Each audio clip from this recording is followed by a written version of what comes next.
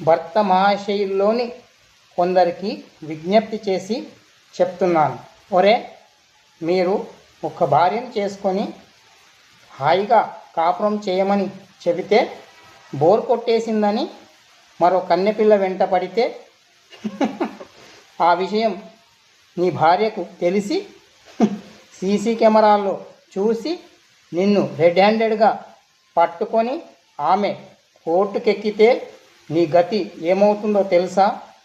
నీ ఆస్తిలో సగభాగం ఆమెకి ఇవ్వాల్సి వస్తుంది. నీ జీతంలో సగభాగం ఆమెకి ఇవ్వాల్సి వస్తుంది.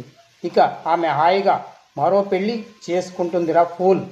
అందుకే నేను చెప్పినట్లు ఒక భార్యతోనే 100 ఏళ్ళు కాపురం చేయండి. అర్థమయ్యిందా? అదే మీకు క్షేమదాయకంగా ఉంటుంది. మరి భర్త మహాశయులకు విజ్ఞప్తి చేసి చెప్తున్నాను. నా మాట